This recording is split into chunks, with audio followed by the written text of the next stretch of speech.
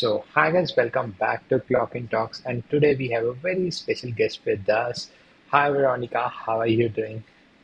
I'm really good, thanks to May. Yeah, very good. And are you? I'm also doing great. So, where are you from? So I'm actually from the UK, Okay, but I work internationally, globally.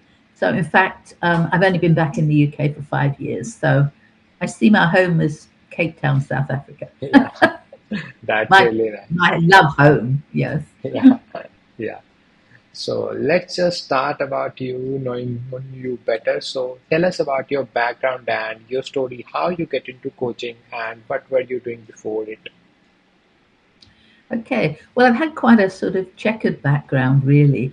I mean, I started out in the whole world of being a sort of PA, in the UK, and I was very lucky to get elected into an international sales team, and therefore I got to travel the world, Switzerland, Sweden, Denmark, all sorts of countries, actually selling computer education, which is my first link into training and education, which I absolutely loved. And from that, I thought I really always wanted to work for myself. Yeah, And so I set up with a colleague a telemarketing company. Now, of course, call centers. yeah, But in those days, they were very much back yeah. before the whole computer. Can you tell us about which year, around which year? Yeah, so that would have been about 1980s. Okay. So of course it was a brand new thing, Yeah. but we were doing so well at teaching people how to use the telephone for sales and marketing that I was asked to train people. Yeah. And that's when I discovered that I really had this love for people development. Yeah. So training and consulting became a natural thing for me in the 90s.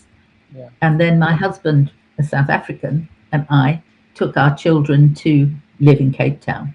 Yeah. And that for me made such a difference to me because I found it such an open space. Yeah. So I moved into the area of change and transition consulting.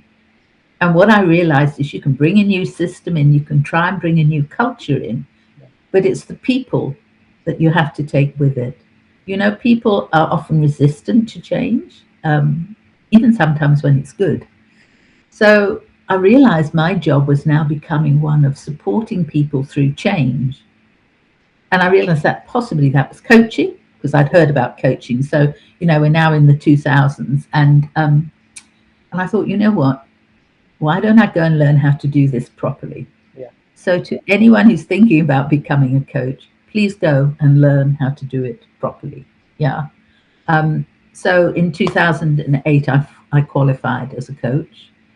Um, and I've been coaching leaders and teams ever since.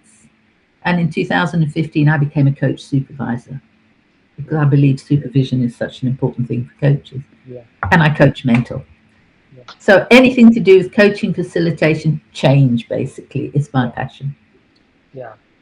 What's your approach? Like, you mentioned that as much as I got, you coach both institutions and individuals. Am I right? Yes. So what's your approach for both of you? I would love to hear about that. So basically, in my company, Chameleon Skills, and we called it that because we believe it's about adaptability. Change means you need to adapt. Yeah. And in the world moving so fast, Yeah. you need to be able to adapt quite quickly. So we take an ecosystemic approach, which sounds very complicated, but the reality is that nobody exists in isolation, right? So, you and I have our own internal systems, Yeah. but we also belong to many different family systems, Yeah. workplaces. And so when we work with an individual or an organization, Yeah. we look at the bigger picture. So if it was working with an individual, what do they want to change? But how will that change impact on those around them? Yeah.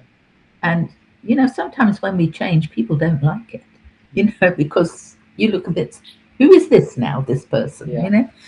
So we work inside out for an individual. But for an organization, we work from the outside in because we say, well, what is the organization here to do? Yeah. Why? And therefore, how does it get aligned to that? and then we come down to teams and individuals. So it's it's really looking at the big picture yeah, for people and for organizations. yeah. Yeah, and we Got have it. an approach for that. Yeah, So that makes sense. mm, Like I've done like more than 10 to 12 podcasts before, and there's one thing like every coach has their one thing that they really emphasize on. Like yesterday, I did a podcast with Mr. James. It was a really lovely podcast. He emphasized mm. on like spending time with nature, and before that, one was journaling. So, what's that one thing in your coaching that has really worked for your clients and you as well? I think it's really enabling people to get the issue of reflection. So whether they journal, as he was saying, and some people do, some people don't like journaling. But for me, you know, when you go through change, you need to stop and reflect frequently on how you've moved because, a little shift, we often don't recognize it. So getting people to reflect, I get them to reflect before they come to coaching on what would you really like to work on? What is really important to you? But afterwards, when they've been through a session or series, reflect on, so what has actually shifted for you? How do you see things differently? How do you think differently? Because that makes them conscious of the move that they've made. Yeah, So I really think time in reflection actually to me is really important. yeah, And we don't do it often enough. We're yeah, so busy, yeah, we don't stop, pause, and yeah, reflect. yeah. Even I agree with you. It's very important to reflect and like introspect what's really happening with us in our life and around. And it's really a great point.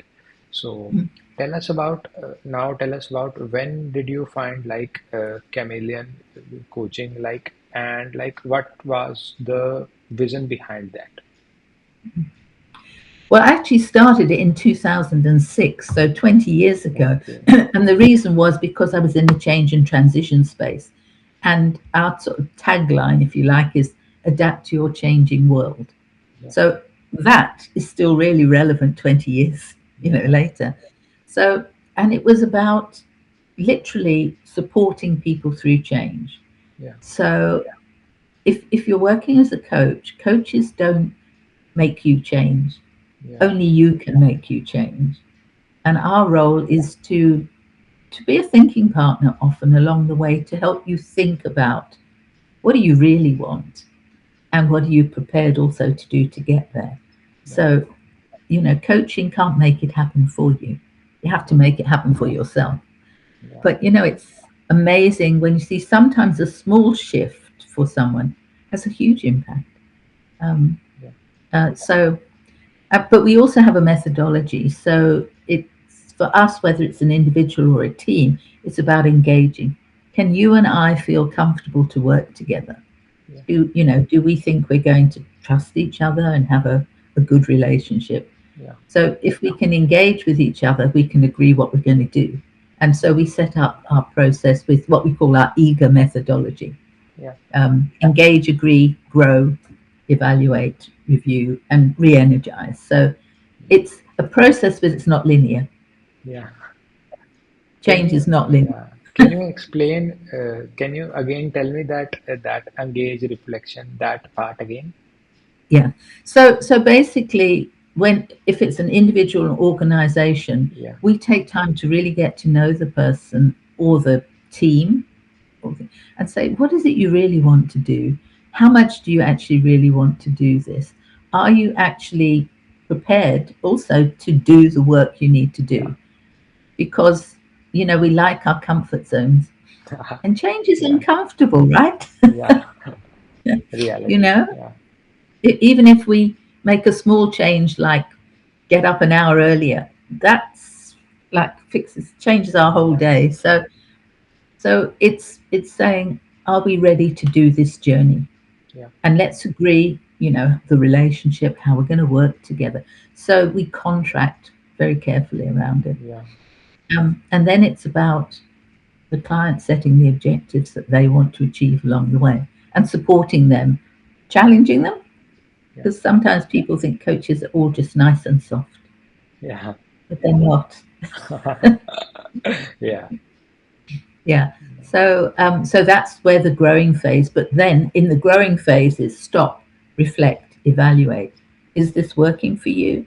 Yeah, Is this still what you want to do? Because you probably know this, Timmy. Sometimes people come thinking they know what they want to work on, yeah, and then they discover it's actually something else. yeah, So being flexible to kind of recontract and say, so actually, you really want to work on something different. Okay, well, let's do that. We can do that. yeah. Really So like your approach. Yeah, being flexible ourselves, really. yeah. Yeah. So now give something to our audience to like if someone is starting his coaching business, how should they look into it and how was your earlier days of coaching business and how you got your first few clients? There are a lot of questions, but yeah, you can take your time. So see which ones we. Well, I think the first thing is a lot of people come out of coaching programs and they expect that it's all going to happen. Yeah, And I think that's the first thing is accepting that you do need to build a practice. And as coaches, we don't coach friends and family. So, but you yeah, can use your friends and family to introduce you to people. yeah, So I think that that's really important. It's also deciding that you don't sell coaching because I think a lot of coaches are excited about it and they think it's the answer to everything and they sell it. But actually, you don't. What you do is you sell the answer to a problem or a pain point, as we can refer to it. So if the client is not happy with their life, coaching could maybe support them. yeah, Yeah. If a team isn't working very effectively together, then coaching could be an answer. But coaching isn't the answer to everything. So do not sell, I can do coaching for you. yeah, Find out what it is that they might need coaching for and how would coaching assist them. So I think that was a big shift yeah, for people um, because you can't just walk into a company and say, I'm a coach and I'm going to be great. yeah, They'd say, so what? So yeah, often people say to know where you want to coach. And again, some people like to specialize in their coaching. But if you are a coach and I'm dealing with somebody who's like the financial director, yeah, often I'm not dealing with him about how to be a financial director because he yeah, kind of knows that. It's the issues, the challenges, the problems he faces when he's doing that work. So again, you don't have to be an expert in their job yeah, because if you are, you're more likely to end up mentoring. So if you're a coach, trust yourself. yeah, But I think again, and please don't tell me that you want to help people, right? Because a lot of people yeah, say, "Why do you become a coach?" Because I want to help people, and I say, "No, you don't. yeah, No, you don't. yeah, If you're a coach, you want to help people to help themselves, yeah, and there's a big difference in that. Yeah. yeah, Otherwise, coaches take on too much responsibility yeah, for the outcome, and you can't. The client is responsible for the outcome because they do the work. yeah, So be careful you don't take on too much responsibility. yeah. Yeah. Performance anxiety to me, that's what happens. Yeah, I think it's normal in most of the professions, like we feel that way. But anyways, one question I now want to ask is this question I ask to most of my coaches, like what's your traffic source split like? How are you getting clients and what you'll suggest as a new coach or someone who has just stepped into coaching?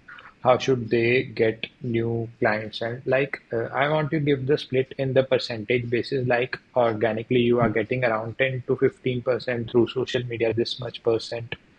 So yeah, Yeah, I mean, everybody nowadays goes on to LinkedIn, yeah, because and some people will use the Facebook and other, again, generally for us, something like Instagram and TikTok type things are not where we go. yeah, A lot will depend as well on whether some people are life coaches. So I'm an organizational coach, but frankly, it's all about life yeah, because you're a whole person, yeah, right? So I think it's actually really thinking about where else do those people go, being prepared to go to networking events, yeah, and being being there not to sell yourself, but be there to connect with people who will then actually connect you. So I would say social media, yeah, you said 10 to 15, yeah. Generally for us, it's a lot around referral. We have, repeat businesses and certain things. And other than that, we go out and we meet people. yeah, like But networking. but it's difficult. You know this to me. You need actually, if you've got someone who's very good at making those telephone connections or etc. Um, but it's a lot of work, and a lot of coaches are not marketers, as you know. So Yeah, I think it's really worth considering getting the proper help. yeah, You know, outsource the things that you're not good at yeah, and give them to someone who knows how to do it. yeah, Um, so we have someone who looks after social media and does all those things for us. okay, I write the blogs, write the content, yeah, but it takes time. yeah, Coaches want to coach. yeah, Yeah, so I think you probably can give them so much more help even than I can. yeah, It's but it also you have to constantly do it. yeah, You know, otherwise if they get busy, a new coach gets a bit of work, they'll be busy doing the work and they'll forget to be getting the next lot of work. yeah.